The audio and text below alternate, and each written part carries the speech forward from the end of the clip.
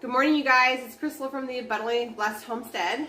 I have my morning hair. I'm in my pajamas. You guys know what that means. We're going to be making breakfast. This morning, I'm going to show you guys how to make a sourdough Dutch baby. This is just my version of the sourdough Dutch baby. There's lots of different versions out there. And there's lots of different ways you can add different ingredients and make this a different kind of breakfast, which is great.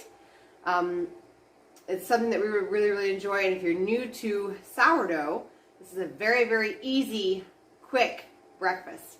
So let's get started. Okay, so I'm going to be using my 12-inch cast iron skillet. This is just what I prefer to cook this in. We're going to go ahead and preheat our oven to 425 degrees. And then this cast iron skillet, I'm going to remove my handle cover. This is going to go into my oven and preheat with my oven while we make the mixture to go inside. So the ingredients for this is super easy. First thing you need is a bubbly sourdough starter. This one just came out of my refrigerator. I have a really active sourdough starter, and if I don't keep them in the fridge, he'd eat me out of house and home. So we need 2 cups of sourdough starter.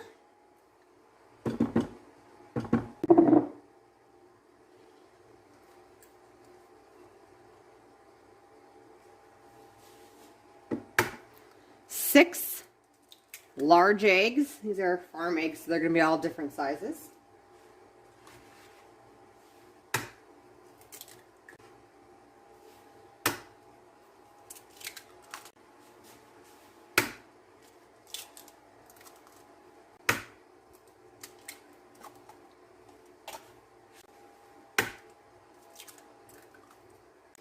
And the last ingredient is 1 cup of milk.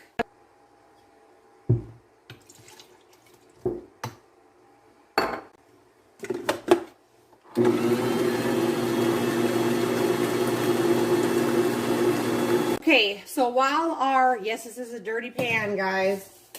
It's a dirty pan from last night's dinner, and my stove's a little dirty too. We kind of live here. We're a normal family. All right, so the next thing we're going to do is we're going to make the topping. Now, with the topping, you have a lot of different options. You could do just fresh fruit. You could make a fruit kind of sauce, which is what we're just about to do. You could use homemade apple pie filling. You could also put fruit inside that mixture we just had inside our mixer and just bake it in there. That's also an option.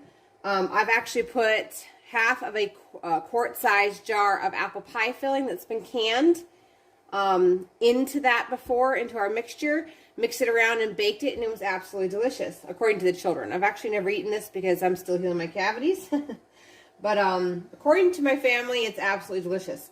But today we're going to go ahead and make a blueberry sauce to go on top. So the first ingredient we need is 1.5 cups of milk.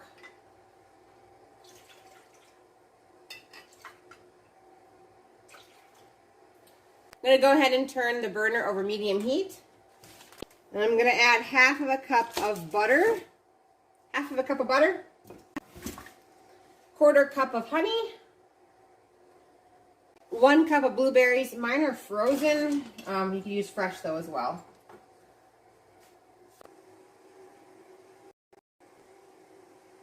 Okay, so I was just waiting for this to come up to a simmer. Now we're going to use your choice of thickener. You could use sprouted flour. I'm going to use cassava flour. You could also use cornstarch. We're going to add 1.5 tablespoons. And then we're going to whisk it real good.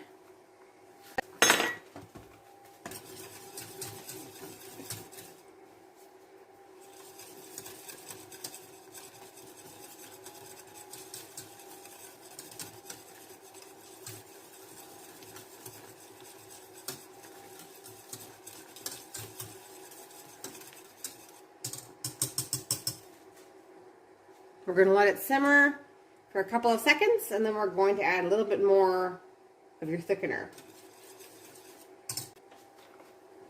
1 more tablespoon of thickener.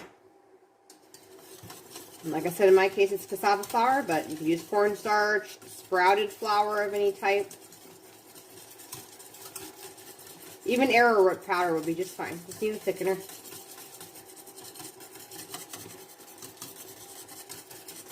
And we're just whisking it to get all the clumps out. The consistency that my family likes is like a syrup consistency. And that's what this consistency is right now. So I'm not going to add any more. But if your family wanted a thicker type consistency, you sure could add more thickener. You could add another whole other tablespoon if you'd like. And it would be super thick sauce.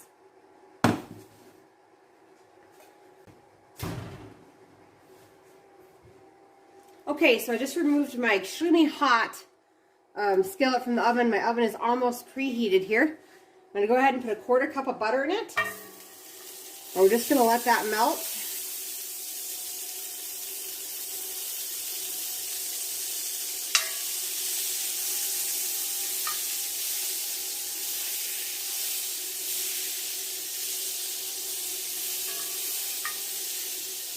If you put the butter in the pan before you put it inside the oven to preheat with the oven, your butter will burn.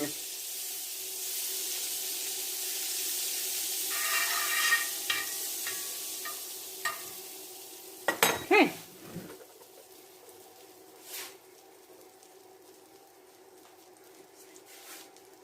Now we're just going to simply pour that batter that we made earlier into the pan.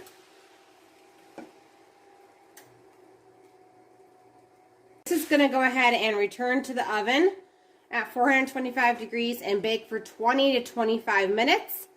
And then I'll bring you guys back.